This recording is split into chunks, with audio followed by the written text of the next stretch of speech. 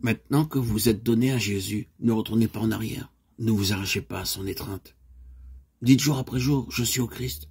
Je me suis donné à lui. Demandez-lui son Saint-Esprit, sa grâce pour vous garder. C'est en vous donnant à Dieu et en croyant en lui que vous devenez son enfant. C'est de la même façon que vous devez vivre en lui. L'apôtre dit, comme vous avez reçu le Seigneur Jésus-Christ, marchez en lui. Colossiens 2,6. Certaines personnes pensent qu'elles devraient être mises à l'épreuve et montrer au Seigneur qu'elles sont transformées avant de pouvoir se réclamer de sa grâce. Mais elles peuvent s'en réclamer en ce moment même. Il leur faut cette grâce, il leur faut l'Esprit du Christ pour les soutenir dans leur infirmité.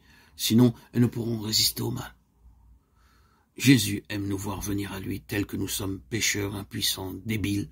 Nous pouvons aller à lui et nous jeter à ses pieds avec nos faiblesses, nos égarements, nos péchés. Il met sa gloire à nous combler de son amour, à panser nos blessures et à nous purifier de toute impureté. C'est ici que des milliers de pécheurs font erreur. Ils ne croient pas que Jésus leur pardonne personnellement, individuellement. Ils ne prennent pas Dieu au mot.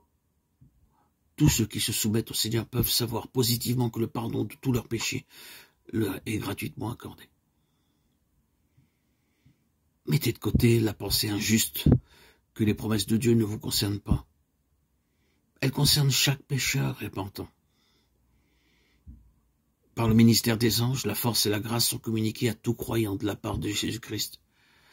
Nul n'est pécheur au point de ne pouvoir trouver force, pureté et justice en celui qui est mort pour nous. Jésus ne désire rien tant que de nous enlever nos vêtements tachés et souillés par le péché et de nous revêtir des robes blanches de la justice. Il nous supplie de vivre, de ne pas mourir. Dieu n'agit pas envers nous comme les hommes mortels agissent les uns envers les autres.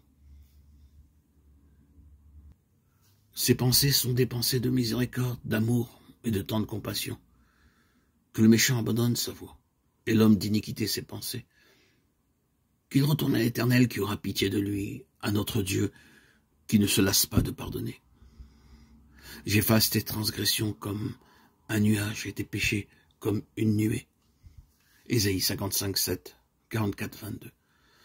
Je ne désire pas la mort de celui qui meurt, dit le Seigneur, l'Éternel. Convertissez-vous donc et vivez. Ézéchiel 18, 32. Satan est toujours sur le qui-vive pour nous masquer ces précieuses promesses de Dieu. Il désire nous ravir toute lueur d'espérance et tout rayon de lumière. Mais il ne faut pas se prêter à son jeu. N'écoutez pas le tentateur, dites « Jésus est mort pour m'assurer la vie. Il m'aime et ne désire pas que je périsse. J'ai au ciel un Père compatissant qui me recevra, bien que j'ai abusé de son amour et fait un mauvais usage de ses bienfaits. Je me lèverai et j'irai lui dire « J'ai péché contre le ciel et contre toi, je ne suis plus digne d'être appelé ton fils. Traite-moi comme l'un de tes mercenaires. »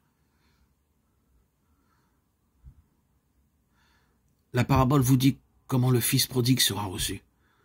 Comme il était encore loin, son père le vit et fut ému de compassion.